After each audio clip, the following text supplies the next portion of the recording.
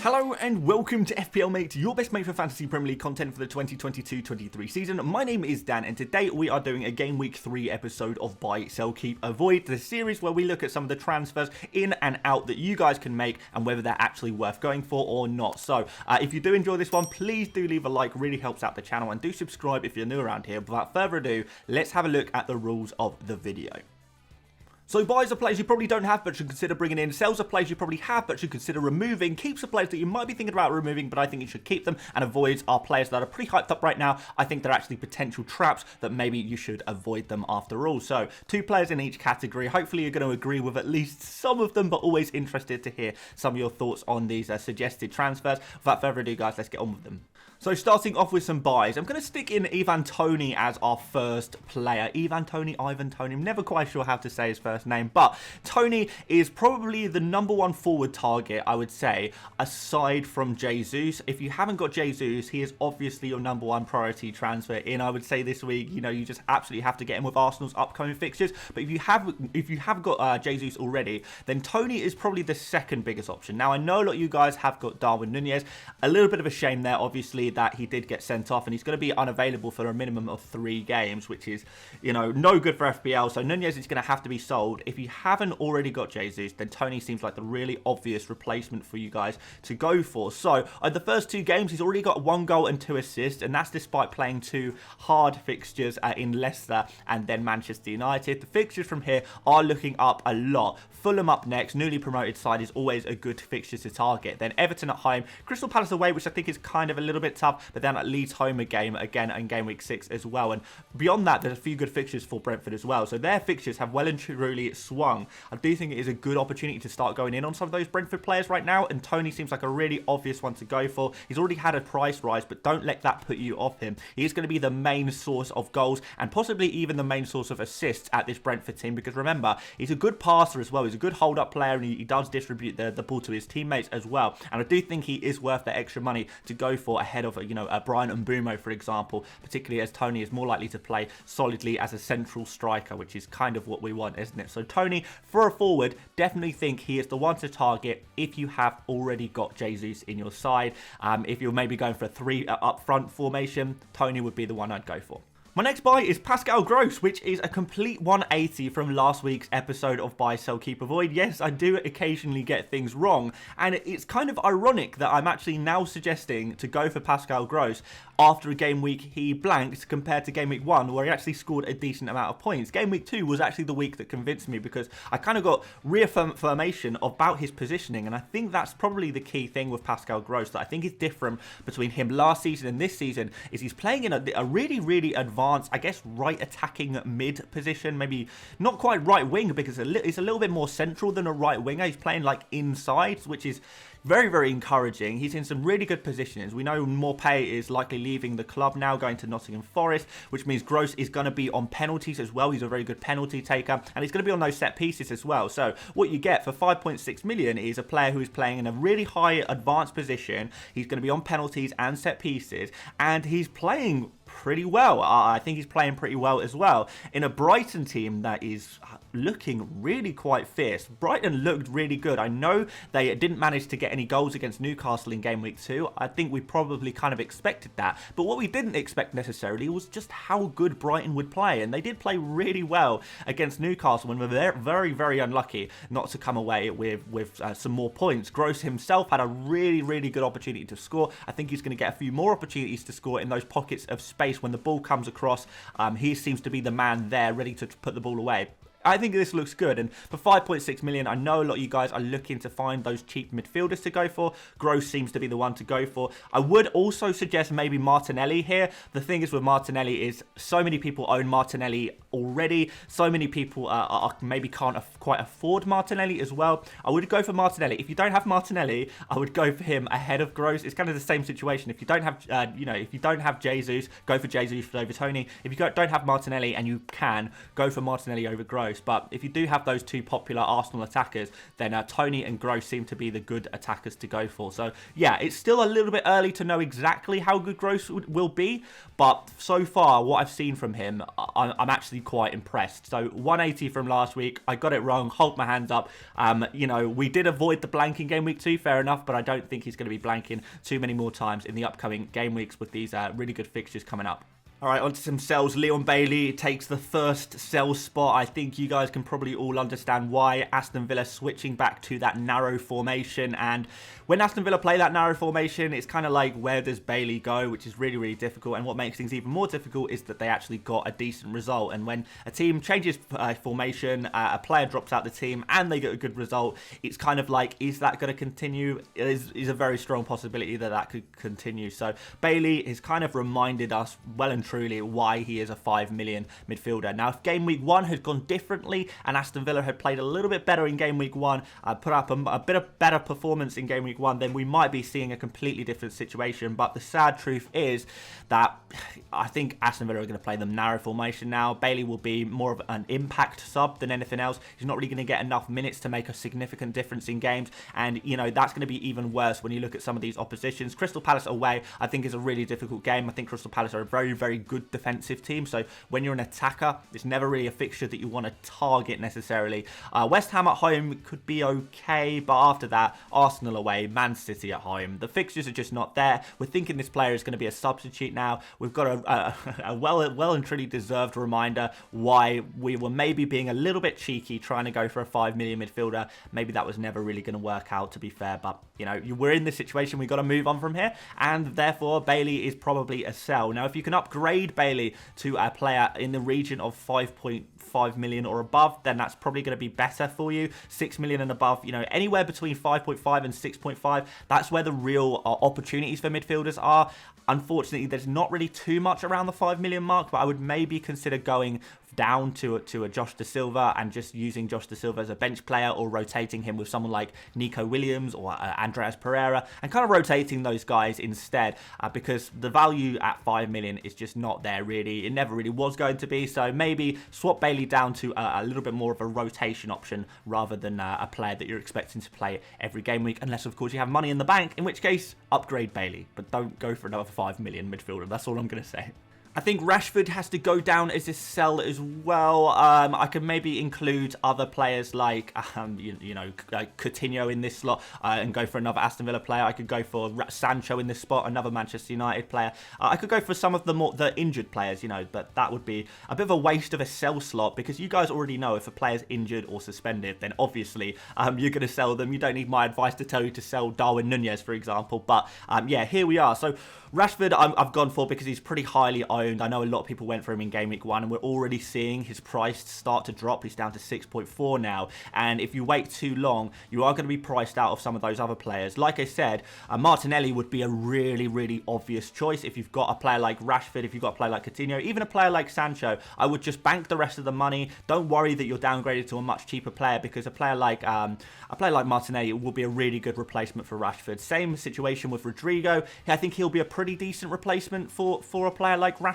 in the 6.5 million bracket. Those players are really, really nice. Rodrigo does have those slightly more difficult fixtures, but yeah, if not, maybe Pascal Gross. But I would definitely say that Manchester United are just in a horrible spot right now. The confidence at the club is going to be at an all-time low, and going into this game against Liverpool, it's just going to be more bad news for them, it feels like. So yeah, sadly, there just seems to be some kind of poison at the club at Manchester United right now, which is why, you know, a lot of people didn't trust Manchester United at the beginning of the season. But if you did trust them, I think maybe now is time to kind of revisit that. You know, fair enough, give them game week 1, but now that game week 2 has happened, the Brentford score, it really is just not looking good for Manchester United at all at the moment. And I think there's real cause to be concerned about that. And I think we're going to see players, you know, put in more poor performances. I think there's going to be major rotation to try and just freshen things up and bring something new to the club. Yeah, it's just not looking good. So Rashford, Sancho, pretty much any Manchester United player that you have right now, unfortunately, probably is going to need to be sold. On to some keeps. I'm going to start you off with Saka, which is probably going to be a little bit of a controversial one. I know the results haven't gone quite to plan, have they? 8 points in 2 games, 4 points per game. It's not quite what we were hoping for from Saka, to be honest. But what I will say is that Saka is still a very good player. It's not like he's put in poor performances. It's not like he hasn't looked very good or that he's looked off it. He just hasn't had those chances to score yet. And over kind of a period of 1 or 2 game weeks, well, no, it's only been 2 game weeks, you are going to get these brief spells where players don't produce, you know, and it's not because they're playing badly, it's just because players don't score every single game week. But looking forward, guys, we've got Bournemouth and Fulham next, 2 newly promoted teams.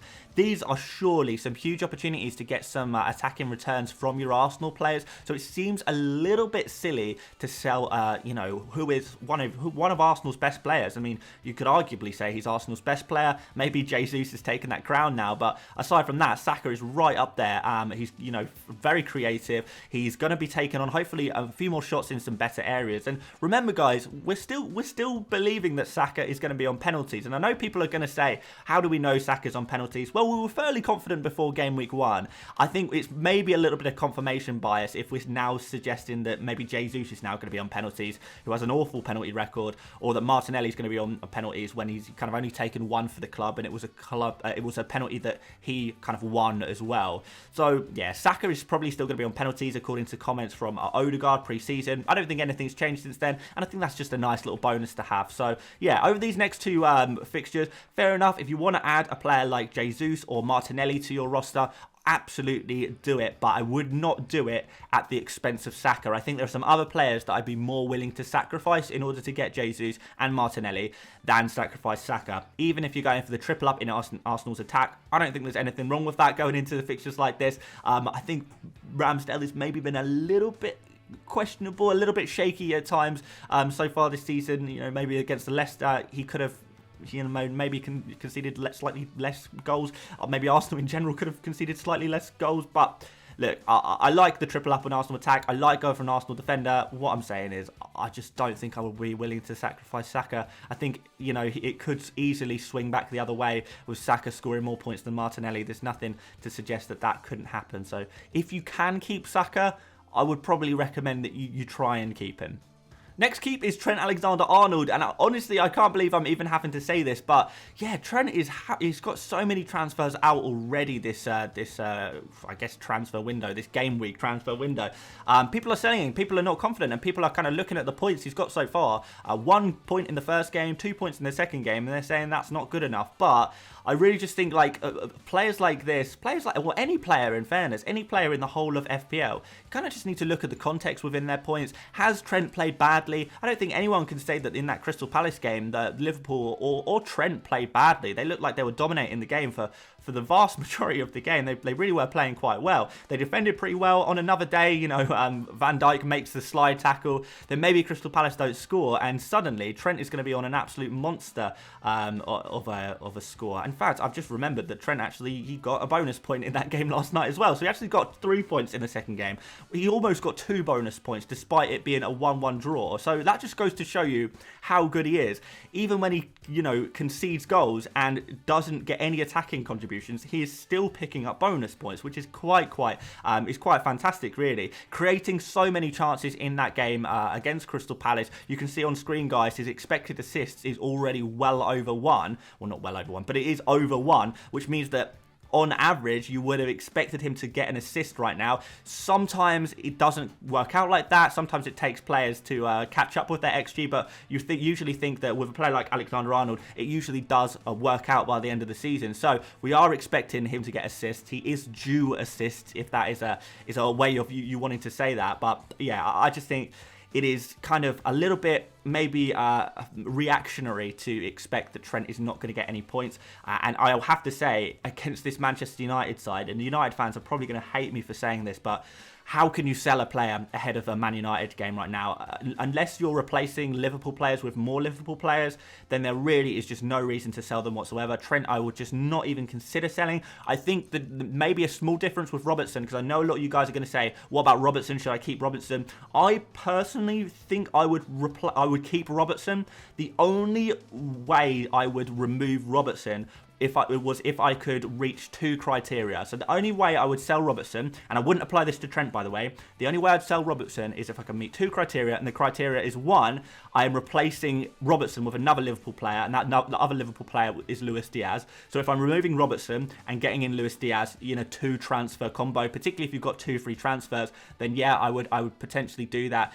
Remove Robertson and get in Diaz. And the other criteria would be that I'm replacing Robertson with either Cancelo or Reece James. Now, if you've got like a Mason Mount in your team right now who you're not particularly happy with, or a Mahrez maybe they're not particularly happy with, and you're considering swapping, you know, Mahrez and Robertson for a Cancelo and a Luis Diaz, then I would say, okay, if you've got 2 free transfers in the bank, that's what you want to do, then I completely understand that. But aside from that, I really would be just wary about removing Liverpool players unless you are making significant improvements to your team. Let's not pretend that Trent or Robertson are suddenly bad players or bad FPL assets, because every single season they have proven that is very much not true. I don't think we should write off Liverpool's defence. I don't think there's anything wrong with going forward with a Liverpool defence.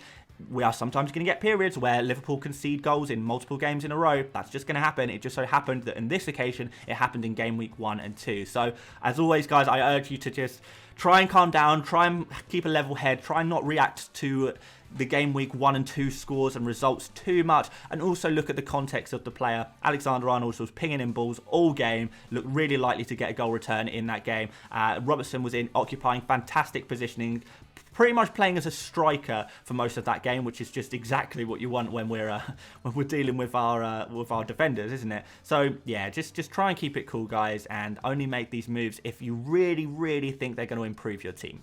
Finally, some avoids. Fabian Schär makes a second appearance in the avoid section, and the reason why I'm saying you should not be buying Fabian Schär right now is the next 3 game weeks. The next 3 game weeks, we see Manchester City and Liverpool. Like, are we really thinking that Newcastle can... I know they're a fantastic team for clean sheets, and I have no doubt that they can possibly keep a clean sheet against Wolves, but against Man City and Liverpool, I'm really not thinking that's going to happen at all. Those of you guys thinking, well, I like Fabian Schär for his attacking returns, you know, maybe a reminder that he doesn't score goals every week. We kind of saw that against Brighton in game week 2.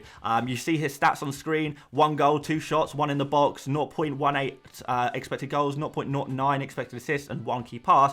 Every single one of those statistics was recorded in game week 1. There has been no change to those stats you see on screen right now from game week 1 to game week 2, because it is not every game he, you know, takes an insane shot and it goes in. It's not every game that he even has the opportunity to take shots or create things at all. It doesn't happen very often, and certainly against Manchester City and Liverpool, you know, even against Wolves, who are not the worst defence in the world, in an away game, I guess, I would not be expecting attacking returns, and I would not be expecting clean sheets in, you know, 2 out of the 3 next game weeks, and you never know what could happen in the Wolves game as well. So yeah, certainly if you have him and you can bench him for if you've got Nico Williams and you can rotate him with Nico Williams, I think it's possible to keep Schär. Same with Trippier, by the way, guys. Don't buy him now, but if you already have him, maybe rotate him with Nico Williams, or, you know, Nathan Patterson if you have him. Anything on your bench, it's just not looking good for this Man City and this Liverpool game. I would definitely not be buying these players. I would definitely be rotating them if I had them, and I would be considering selling them as well if you can find something better somewhere else, or you can integrate that into another transfer move potentially. Then I would even consider selling the likes of Schär and Trippier. But I don't think it's essential to sell them, but definitely no chance am I buying a Newcastle defender or a Newcastle player in general with these 2 fixtures in the next 3. That would be absolutely crazy. And my final avoid is going to be Matthias Jensen, who is a 5 million midfielder. I know I said earlier on in the video that the 5 million midfielder kind of pool is not very deep, but I have seen a lot of people going for the likes of Jensen in game week 3 just because they're kind of got Leon Bailey and they're just looking for a like-for-like 5 million midfielder replacement, and they saw Jensen got a lot of points last week and kind of thought, you know, maybe it's because he's an amazing player to go for.